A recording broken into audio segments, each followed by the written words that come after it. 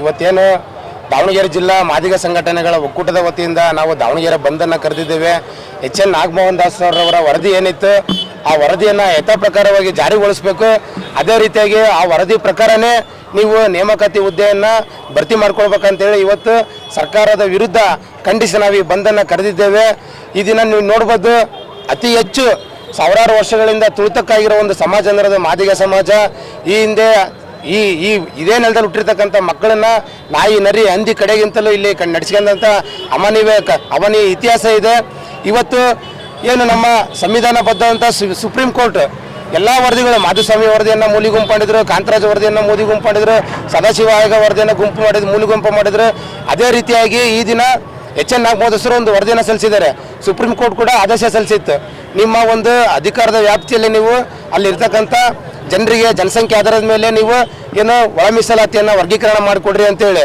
ಅಂದಿನಿಂದ ಇವತ್ತಿನ ತನಕ ಸರ್ಕಾರ ಕೆಲವು ಹಿತಾಸಕ್ತಿ ಹಾಗೂ ಪಟ್ಟಬದ್ಧ ಹಿತಾಸಕ್ತಿ ವ್ಯಕ್ತಿಗಳನ್ನು ಅವರು ಗಮನದಲ್ಲಿಟ್ಕೊಂಡು ನಮಗೆ ಒಳ ಮೀಸಲಾತಿಯನ್ನು ವಂಚಿತರನ್ನಾಗಿ ಮಾಡ್ತಿದ್ದಾರೆ.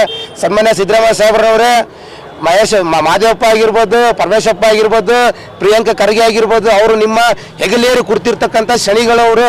ಫಸ್ಟ್ ಆ ಶನಿಗಳನ್ನ ನಿಮ್ಮ ಹೆಗಲಿಂದ ಕೆಳಗಿಳಿಸ್ರಿ.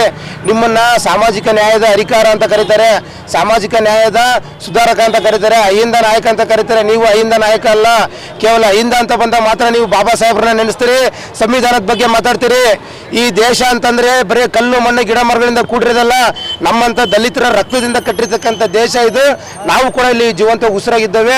ನಮ್ಮನ್ನು ನೀವು ಗಮನದಲ್ಲಿ ಇಟ್ಕೊಳ್ಬೇಕು.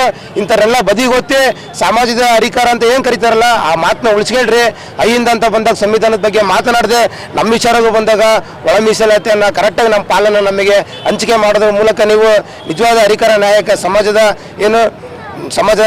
ನಾಯಕ ಅಂತೇಳಿ ಅನಿಸ್ಕೊಳ್ರಿ ಅಂತೇಳಿ ನಾವು ಈ ಮೂಲಕ ಒತ್ತಾಯ ಮಾಡ್ತಿದ್ದೇವೆ. ಮತ್ತು ಏನು ಈ ದಿನ ನೀವು ಈ ಬಂದ್ಗಳಿಗಾಗಲಿ ಈ ಹೋರಾಟಕ್ಕಾಗಲಿ ಗಮನ ಕೊಡದೆ ನಿಮ್ಮದೇ ಆದಂಥ ಒಂದು ರೀತಿಯಲ್ಲಿ ವರ್ತನೆ ಮಾಡಿದರೆ ನಿಮ್ಮನ್ನು ಖಂಡಿತ ನಾವು ಮುಂದಿನ ದಿನಗಳಲ್ಲಿ ಮನೆ ಕಳಿಸ್ತಕ್ಕಂಥ ಕೆಲಸ ಮಾಡ್ತೀವಿ. ನೆನಪಿರಲಿ ಸಿದ್ದರಾಮಯ್ಯ ಸಾಹೇಬ್ರೆ, ಇದೇ ನೀವು ಸರ್ಕಾರ ಆಡಳಿತಕ್ಕೆ ಬರಬೇಕಂದ್ರೆ ನಮ್ಮ ದಲಿತ ಸಂಘಟನೆಗಳು ಬಹಳ ಮುಖ್ಯವಾದ ಒಂದು ಪಾತ್ರವನ್ನು ವಹಿಸಿದ್ದೇವೆ. ಹಳ್ಳಿ ಕೇರಿ ಓಣಿಗಳಿಗೆ ಹೋಗಿ ಸಂವಿಧಾನ ಉಳಿಸಿ, ಪ್ರಜಾಪ್ರಭುತ್ವ ವ್ಯವಸ್ಥೆ ಉಳಿಸಿ, ಒಕ್ಕೂಟ ಭಾರತ ವ್ಯವಸ್ಥೆಯನ್ನು ಉಳಿಸಿ ಅಂತೇಳಿ ನಾವು ಜನರ ಮನ ಪರಿವರ್ತನೆ ಮಾಡಿದ ಕಾರಣವಾಗಿ ನೀವು ಇವತ್ತು 136 ಸೀಟ್ ಹಿಡಿದು ಅಧಿಕಾರವನ್ನು ನಡೆದಿದ್ದೀರಿ. ಮುಂದಿನ ದಿನಗಳಲ್ಲಿ ನಿಮಗೆ ಎಚ್ಚರಿಕೆಯನ್ನು ಕೊಡ್ತಿದ್ದೇವೆ. ನಮ್ಮ ಪಾಲು ನಮಗೆ 6% ಕೊಡಲಿಲ್ಲ ಅಂತಂದರೆ ನಿಮ್ಮ ವಿರುದ್ಧ ಇನ್ನೂ ಇದಕ್ಕಿಂತಲೂ ಉಗ್ರವಾದ ಹೋರಾಟಗಳನ್ನ ನಾವು ಕೈಗೊಳ್ತೇವೆ ಅಂತೇಳಿ ಈ ಮೂಲಕ ನಿಮಗೆ ಎಚ್ಚರಿಕೆ ನೀಡುತ್ತಿದ್ದೇವೆ. ನನ್ನ ಹೆಸರು ಲಿಂಗರಾಜ್ ಅಂತೇಳಿ ಸರ್ಕಾರಿ ಶಾಲೆ ಉಳಿಸಿ ಹೋರಾಟ ಸಮಿತಿ ದಾವಣಗೆರೆ.